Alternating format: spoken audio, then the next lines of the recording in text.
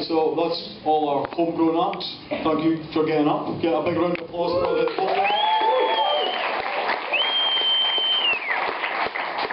If you ever fancy doing it, just look us up on our website, Sidesplits Comedy, and come along to an open mic. It's great fun. It's basically what we're doing here tonight, and the more the merrier. And just come along.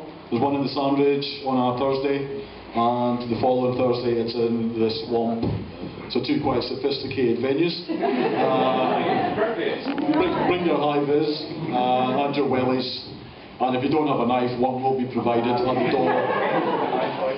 So it's time for me to do my act at last. I'm not really an MC, I was just standing in. So really, my name is Scotty. I am in fact Scottish, and this isn't like some speech impediment. This is how I talk. And I recently got here from Auckland. I used to live in Auckland, and there's a couple of differences I noticed between Christchurch and Auckland. There's one, the people in Auckland are quite rude. I once opened a door for this lady one night, and she stood and stared at me. You know, she never thanked me, she didn't even smile. So I just shut the door again, and I thought, well, fuck you can stay in the wardrobe for another night. Oh, cheeky bitch, Or the homeless people are quite different here, I was going up Queen Street, and there's a homeless guy in a doorway, and he's all dirty, and he's like drunk and stoned, and he's with his mates, and they're just as bad. And then you come to Christchurch, and here's a homeless guy, and he's wearing a suit, and he's sitting with his wife and kids.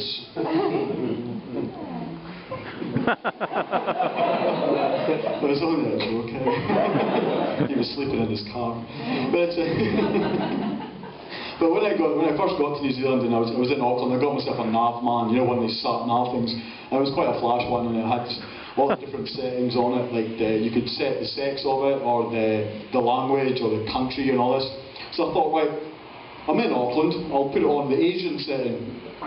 So I was driving in the fast lane motorway, and it comes on and says, in 200 metres, swerve erratically across 4 lanes of traffic.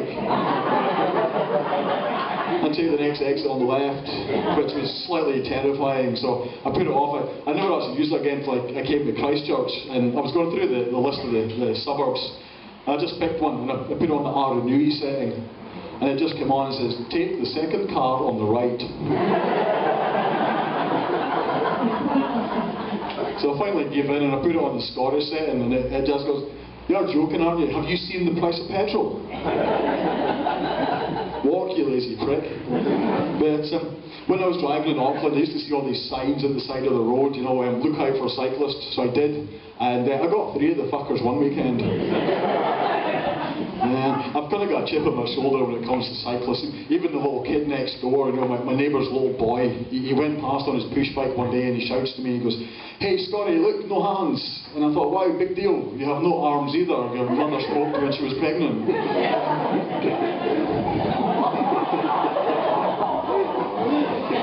Oh, it gets worse. So I've noticed there's quite a lot of driving ads on telly, and one of you guys will the drink driving ad, Ghost Chips.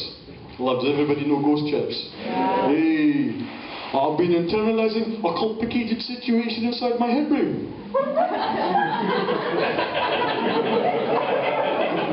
He was a Scottish Maldy. Not a lot of people know, but the Scottish Maldy were first to eat McDonald's, and then they ate the Fergusons, and then they ate the Mackays, and then they ate the Thompsons. But now if I was at that party, I would take out my car keys and just throw them to the guy and say, you and your mates go for a drive, and we'll test out this Darwin's theory of natural selection. Or how about, what's my other ads are like? Oh, one for Abby here. Don't drug and drive. Now obviously the person who came up with that advert has never had to drive in Christchurch. They've never had to try and negotiate the fucking one-way traffic cone system round Richmond. If you can possibly navigate it, you are on fucking drugs. I just get this vision in my head of Abby and his mates in the morning, standing in a little circle, having a hoo or whatever, going, right, today what we're going to do is we're going to block off 5 roads in very close proximity to each other. But we're going to block them off by putting a fence fucking halfway down the road so people think they can get somewhere. And then we'll cover everything in fucking traffic codes. And once we've done that, we'll all hop back in our truck and fuck off somewhere else for a week. And that's after you filled in your paperwork. Yeah. Or how about my favourite, Man Troll? Have you seen the Man Troll advert? It's designed to stop men driving like lunatics. It's really working. It's doing well. I like it. It's just a bit sexist. Like some of the worst driving I've ever seen was I was on the motorway and this woman undertook me. And she was doing her makeup. She was doing like the big eye. Who would know the big eye makeup thing? Well, Susie would know. You know the one, make your eyes like 100 times more like a whore. Yeah, that one. Yeah. So I like that, but it's a bit sexist. So I thought, if we're going to have one for the guys called Stay in Man Troll, let's have one for the girls and call it, I don't know, Stay in Control.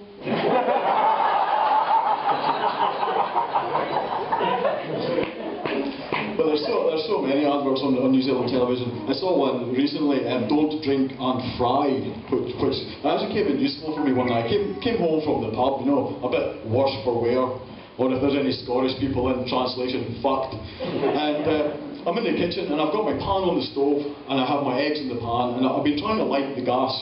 And you know how hard it is to light gas when you're drunk, obviously unless you're from Dunedin and you've been huffing it. You know how hard it is to light when you're drunk. I've been there for ages, and then it dawned on me, I've recently moved house, and this is an electric stove. So at this stage I thought to myself, Scotty, you're probably too drunk to be frying. So I done the socially responsible thing in New Zealand. I put away my pan, and I put away my eggs, and then I went to McDonald's for a drive-through.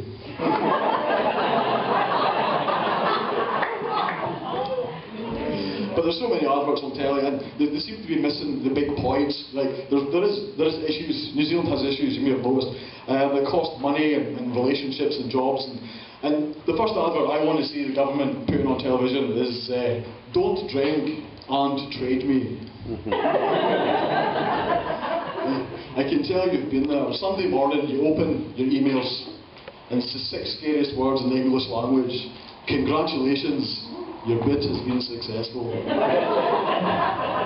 said, oh fuck, what did I need last night at 3 AM when I was drunk that I haven't needed for 6 months of my life? You open it and it's something fantastic, like an umbrella with a cup for a handle so you can drink tea in the rain. Or like a book, My Battle with Anorexia by Jerry Brownlee. It's a battle he's winning, I feel. I feel he's winning it. Or how about another one? Don't drink and text your boss. But how many T's in cunt? How many Mondays have I been looking for a new job? Yeah. Or one for the ladies, don't drink, and every time you go to the bathroom, touch up your hair and makeup. True story, I was on a date and we were getting on really well. And we're getting a bit drunk, and every time she went to the bathroom, she put on her makeup and fuck about with her hair. So by the end of the night, we're going home, and we're both really drunk, and I'm going home with Ronald McDonald. Don't laugh, I'm fucking terrified at times. That was my scariest sexual experience since I went to a pool party at Michael Barrymore's. So I haven't been near women, ladies, for a long time. It kind of put me off. It actually got to the stage I had to get windscreen wipers fitted to my laptop.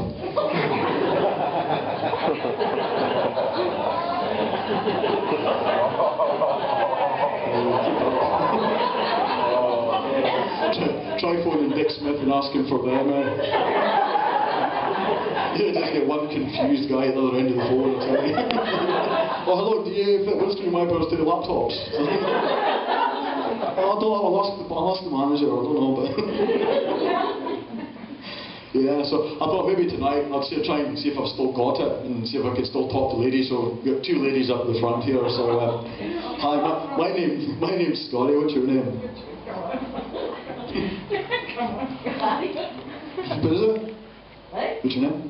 Tanya. Tanya's. That's a beautiful name for a beautiful girl. Is that alright? You know about cheese, mate, don't you? And your friend, what's your name? Beata. We used to have a dog called Beata.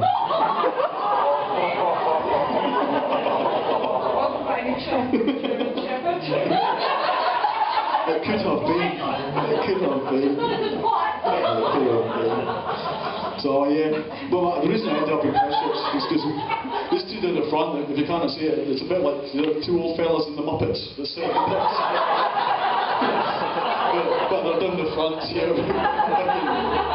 munching crisps like they're going out of fashion. Yeah, she'll be up there for that later, won't she? Yeah, I used to get underwear for them, we never chips. Yeah.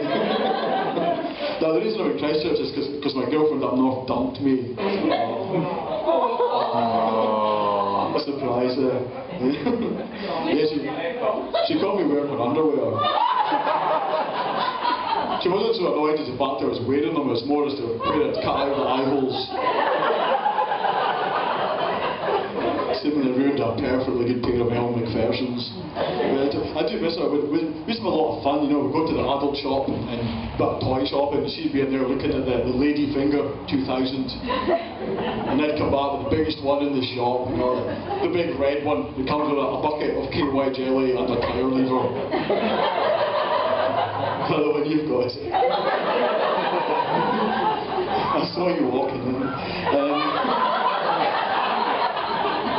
And I said, oh, can we get this? And she's like, no, just put it back. And I was like, why? She says, well, that's a fire extinguisher. Man. And there's such a choice of these toys now, you know, you've got your hummingbird and your butterfly and your rabbit and your dolphin and your seal and all. And it got to the stage, and your what? Your love doll. You try to tell me something. Yeah, got all these different choice of toys, and I got to the stage I was too scared to take her to the zoo. So when I first got here, I got offered a gig in Dunedin, and I took it without realising how fucking far away it was. And so I hate driving. I thought, right, I'm going to take the bus, and it's like 6.5 hours on the bus. So I thought, right, I'll get a book to go down and read it. So I'll get something on the topic, get there, a bit of knowledge when I get there. So in a week goes on the way to the bus, got a book on the bus, so I started reading it and I was like, what the fuck is this? 50 Shades of Grey. So I thought it was a tourist guide for Dunedin.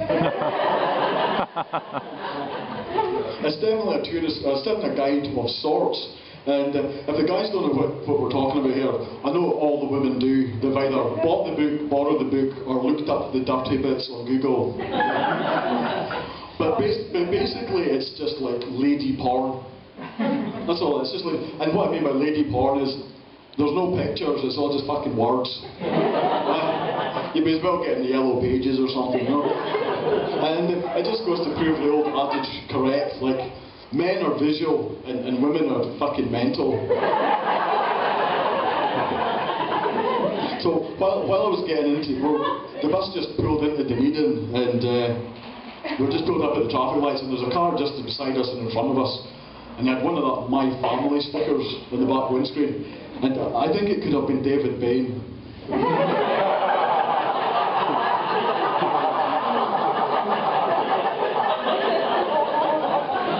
He's a lunatic with a jumper, isn't he? David Bain is insane. So it's getting on, so I'll probably just start winding up now. Before I would like to say I'm Scottish, and Scottish people think about sex quite a lot. Don't get to do it very often, but we think a lot about it. And I think about that now. But I also blame the Scottish education system, because we never had sex education when I was in school. Everything that I knew about sex, you learned from like books or in the back of your Uncle Dave's Ford Fiesta. But to be honest, he wasn't my real uncle, he was just a friend of the family. But, so unfortunately, for my first ever girlfriend I ever had, Everything I knew about sex I'd learned from an old video that I'd found in Uncle Dave's shed. Has anyone else here seen Anal Fist Party 5? No? Okay. Don't laugh, because it was a sad day for me, because on the same day I lost my girlfriend, I also lost my watch.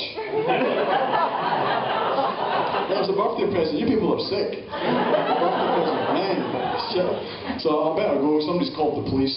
But before I go, I just want to dedicate this set to my Nana, because me and Nana were really close, and she passed away. She had a bit of a freak accident, as it were. She was she suffocated. And sometimes I look back and I think it was probably her own fault, because I did tell her that the safety word is banana.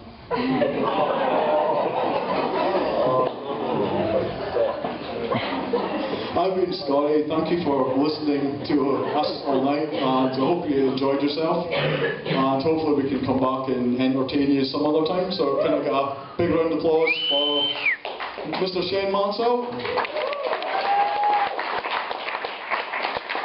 Mr. Conor McGregor. Yeah! Rapist, was it? Rapist? I can't remember. And fucking psychopath in the back, Mr. Dylan Neal. And I have a special guest treat. One of you gets to take him home tonight, because he needs a lift. And thank you for Miss Susie Riley for organising Sidesplits comedy. Woo! If you want to know more about it, just Facebook Sidesplits comedy. And thank you for you guys for inviting us, and hope you invite us back again. So thank you very much. Have a good night. Good night. Yeah.